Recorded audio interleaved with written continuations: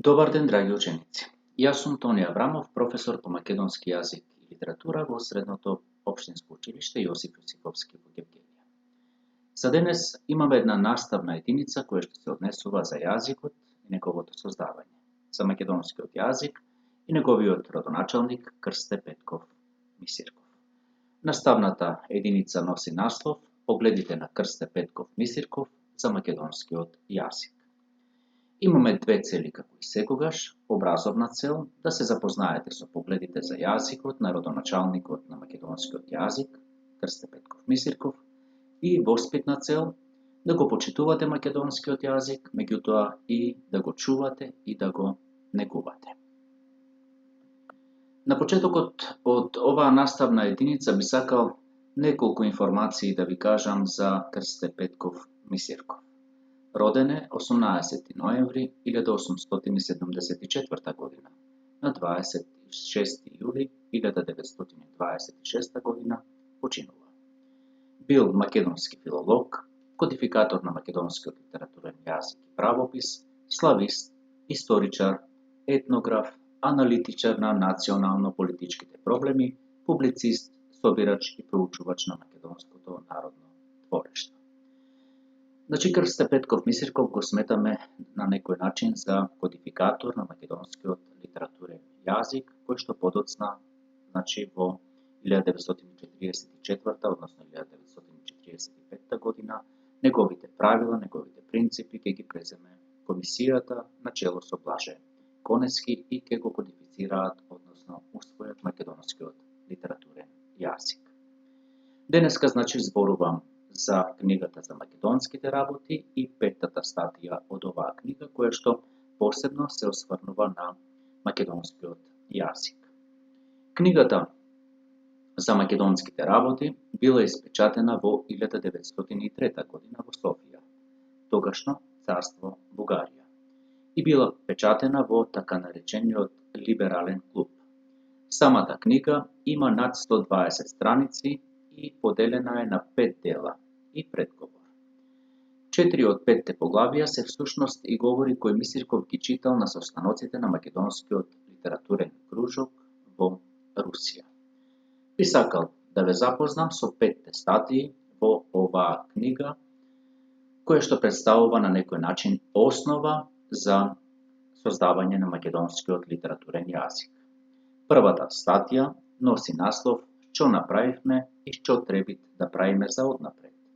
Втората статија Имат ли се нужда од македонски национални научно-литературни другарства?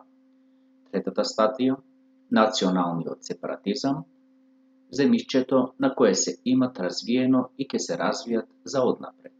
Четвртата статија Составуваат и можат ли Македонија да составуваат од себе оделна етнографска и политичка единица? И петата статија неколку зборови за македонскиот литературен јазик.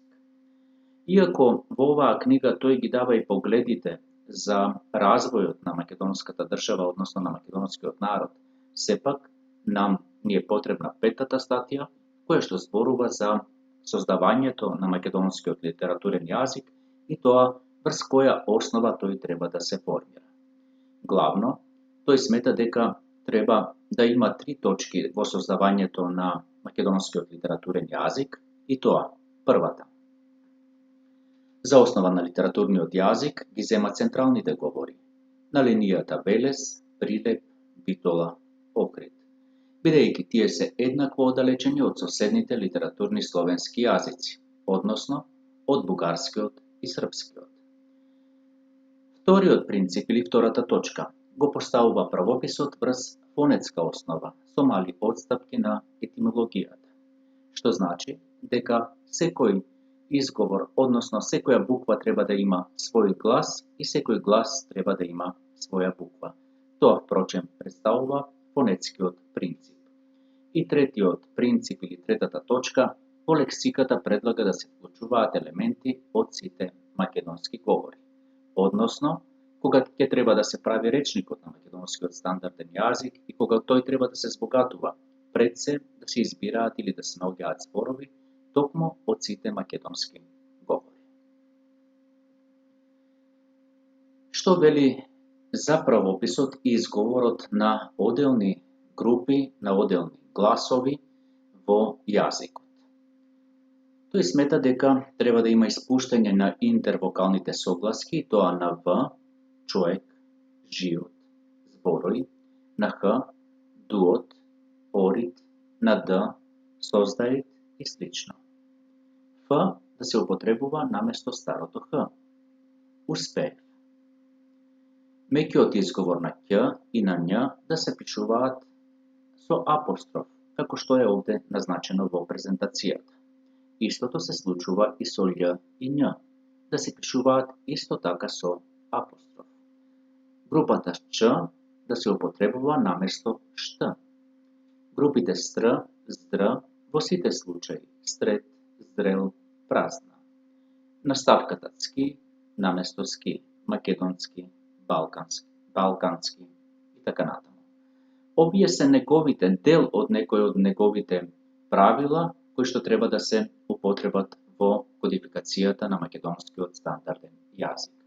Иако за свое време тој не успеал и не доживеал да се кодифицира македонскиот јазик, како што реков на почетокот од оваа наставна единица, тоа го направил понатаму Блаже Конески после Втората светска војна.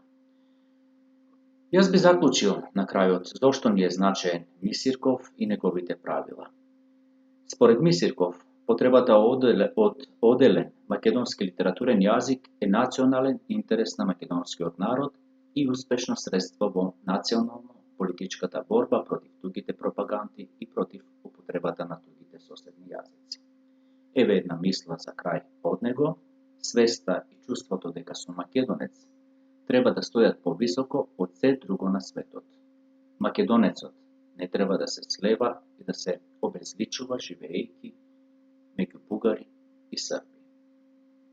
Тука би завршил со оваа наставна единица со цел да ви дадам и домашна задача, доколку сте во можност да ја прочитате петата статија, неколку зборови за македонскиот литературен јазик и да видите кои правила, кои принципи ги поставува Крсте Петков Мисирков, иако нели јас веќе ви кажав, меѓутоа малку да ги проширите своите знаења.